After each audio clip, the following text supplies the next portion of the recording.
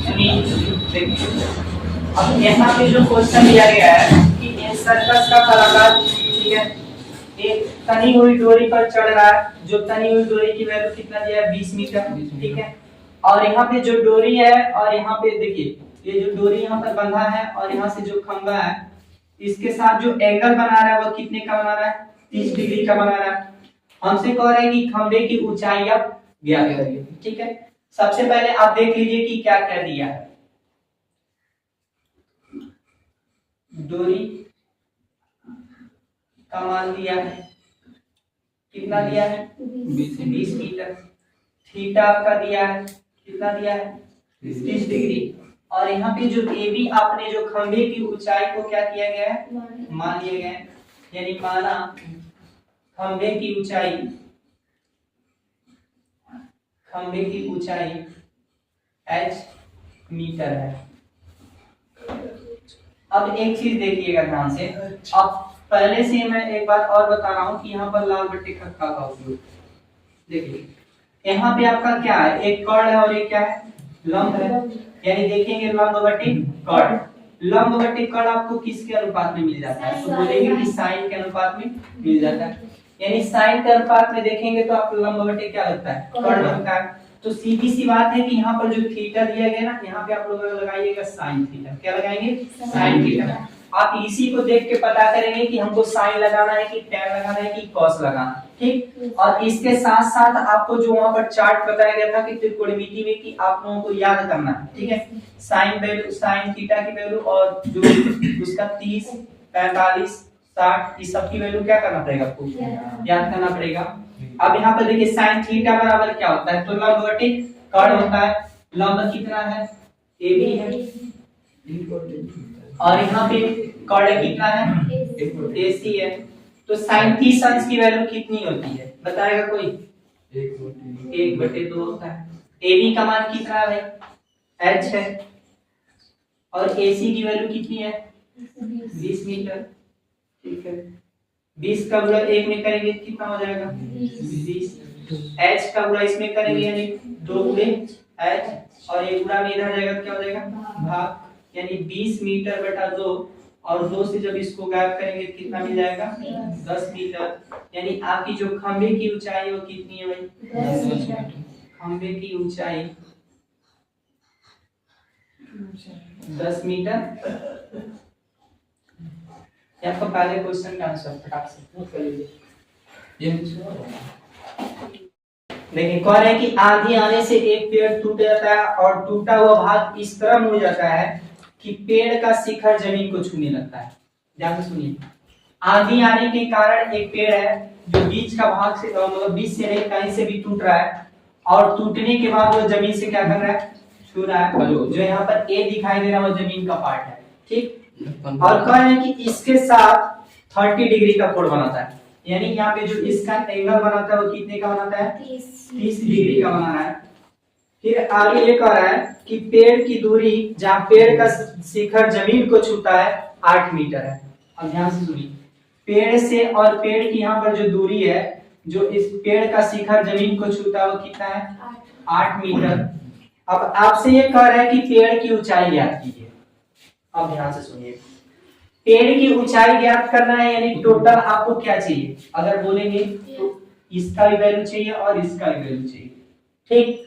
अब ध्यान से सुनिएगा, यहाँ पर इन दोनों की वैल्यू निकालने के लिए हमारे पास है क्या, यहाँ पर जो ये पेड़ है और जो जमीन को छूता है, जो उसका ऊंचाई वाला टॉप वाला सिरा है, नीचे जब आया है तो ये 8 मीटर की दूरी से क्या कर रहा है, इसको टच कर रहा है। यानी इन दोनों की बीच की दूरी कितना है 8 मीटर।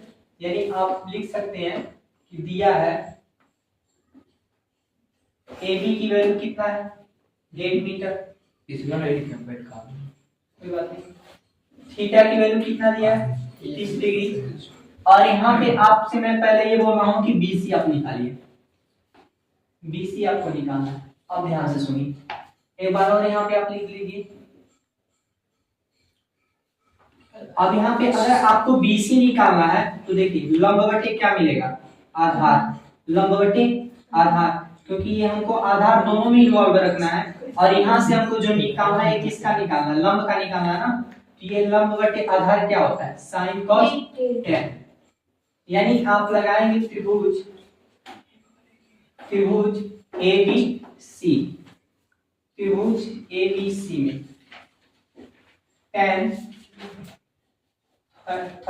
थीटा क्या मिलेगा, BC अपन AB, BC अपन AB, tan थीटा की वैल्यू कितना है 30 डिग्री, और BC की वैल्यू जरा देखिए क्या है, कुछ नहीं माना भी नहीं गया तो उसको ऐसे रख दीजिए, यानी BC। AB की वैल्यू जरा देख के बताइए कितना है, 8 मीटर। ठीक है, अब यहाँ से अगर कोई पूछे शर्मा जी की और tan 30 डिग्री की वैल्यू कितनी होती है, tan 30 का मान कितना होता है, तो याद रहेगा तभी आगे बढ़ेंगे, नहीं तो पटक के रख जाएंगे। क्या बोलते हैं आप, ये गलत करते हैं, 1 बाई कड़ी में 3 बताया ना, BC और 8। अब ध्यान से सुनिए, 8 का गुणा 1, सुनिए 8 का गुणा 1 में करेंगे तो कितना होगा 8, और BC का गुणा इसमें करेंगे तो आपको मिलेगा कड़ी में 3 BC। अब ये गुणा में निकल जाएगा तो क्या हो जाएगा भाई, यानी BC की वैल्यू मिलेगी 8 बटे कड़ी में 3। इसको ऐसे ही रखे रहेंगे, हम इसका जरूरी पड़ने वाला है। अब ध्यान से सुनिए, अगर मैं आपको एक बात बताऊं कि यहाँ पर जो DC है और जो AC है ये दोनों आपस में बराबर है। ठीक है, बराबर क्यों है, क्योंकि यहाँ पर जो टूटा हुआ भाग है वही भाग जमीन से क्या किया है, टच किया है। ठीक है, यानी पहले वाला जो भाग है जो टूट गया है वही जमीन को क्या किया है, टच किया गया है।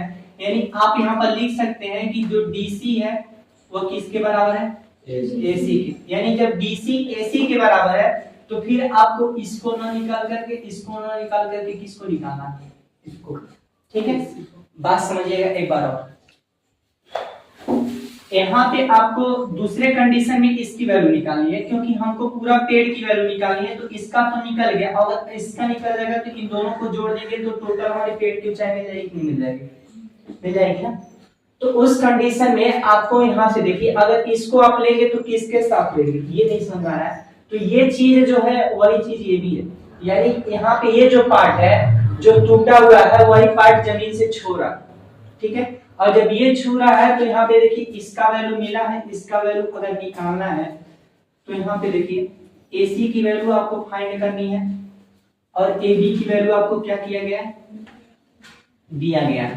तो आप क्वेश्चन में जरा इधर देखिएगा, यहाँ पर आपको कर्ण है और ये क्या है, आधार है। कर्ण है और क्या है, आधार। अगर एक चीज और देखें तो आधार बटे कर्ण भी आप ले सकते हैं, आधार बटे कर्ण। यहाँ पे देखिए तो साइन और ये किसका है, कॉस, आधार बटे कर्ण। यानी आप लगाएंगे cos 30 degree is equal to आधार बटे कर्ण। आधार कितना है, AB है, और कर्ण कितना है, AC है। अब यहाँ पे सुनिए, तो आप सबसे पहले यहाँ पर फंसेंगे कि सर cos 30 डिग्री की वैल्यू कितनी होती है, कोई बता दे मुझे। cos 30 अंश का मान कितना होता है, AB का मान कितना होता है, 8। कितना, cos 30 डिग्री की वैल्यू कितनी होती है,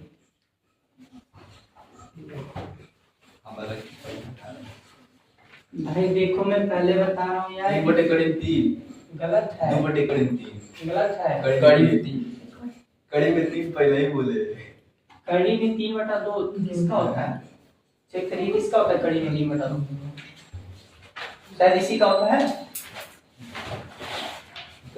आप लोग जब तक याद नहीं करेंगे तब तक कहाँ से होगा भाई, इसी का होता है। cos 30 अंश का मान होता है कड़ी में 3/2। जरूरी आप लोगों को है लेकिन मुझे याद मिले है, बताइए क्या। अब यहाँ पे देखिए AC जो है उसको छोड़ देंगे क्योंकि AC की हमको वैल्यू निकालनी है। अब ध्यान से सुनिएगा, यहाँ पे AC का गुणा इसमें करेंगे तो क्या मिलेगा भाई, कड़ी में 3 गुणे AC, 2 का गुणा इसमें करेंगे तो कितना होगा, 8 गुना 16। अब यहाँ पे गुणा में इधर जाएगा तो क्या हो जाएगा, भाग हो जाएगा। अब यानी 16 बटे क्या मिलेगा, कड़ी में 3। अब कहेंगे कि पेड़ की ऊंचाई निकालनी, ये भी निकल जाएगा। पेड़ की ऊंचाई, पेड़ की ऊंचाई क्या करेंगे भाई, BC में आपको क्या जोड़ना है, BC में आपको CD जोड़ देना है। ठीक, कोई बात नहीं, BC भी हो सकता है। BC की वैल्यू कितना है जरा देखिए, 8 बटे कड़ी में 3 प्लस CD की वैल्यू कितनी है, यहाँ पर देखिए CD और AC दोनों एक दूसरे के बराबर दिखाया गया है, तो CD की वैल्यू कितना है, AC की वैल्यू कितना है, 16 कड़ी में 3, यानी इसके जगह हम 16 कड़ी में 3 रख सकते हैं, 16 कड़ी में 3। अब नीचे का दोनों हर बराबर है तो कड़ी में 3 लिखकर 8 प्लस 16 कर सकते हैं, और जब इसको जोड़ेंगे तो कितना होगा, 24 कड़ी में 3। लेकिन अब बोलेंगे कि सर ये आंसर नहीं दिया, ठीक है। आंसर क्यों नहीं दिया है सर, मानिए ध्यान से सुनिए, आंसर इसलिए नहीं दिया है क्योंकि नीचे है कड़ी में 3, ठीक है, और इस कड़ी में 3 जब भी कभी किसी सवाल में त्रिकोणमिति के नीचे कड़ी में 3 मिले, नीचे में कड़ी में 3 ही नहीं मतलब रूट में कोई भी नंबर मिले, तो इसका जब तक आप परिमेयकरण नहीं करेंगे तब तक आंसर नहीं मिलेगा। इसका परिमेयकरण करना पड़ेगा, यानी कड़ी में 3 बटे कड़ी में 3 यानी 24 गुणे कड़ी में 3। अब नीचे कड़ी में 3 का गुणा कड़ी में 3 से करेंगे तो यानी रूट हट जाता है, अंदर का नंबर बच जाता है यानी 3। और जब 3 से इसको काटेंगे तो मिलेगा आपका 8 कड़ी में 3 मीटर, ठीक है। यानी जो आपकी पेड़ की ऊंचाई वो कितनी है, 8 कड़ी में 3 मीटर। आप चाहे तो इसमें एक और काम कर सकते हैं कि 8 कड़ी में 3 की वैल्यू आप रख सकते हैं, कितनी होती है 1.73, ठीक है 1.732। इसका मल्टीप्लाई करके भी आप पेड़ की ऊंचाई टोटल नंबर में निकाल सकते हैं रूट को हटा करके, लेकिन फिलहाल में आपका आंसर ऊपर वाला ही दिया होगा, ठीक है, नोट कर लीजिए।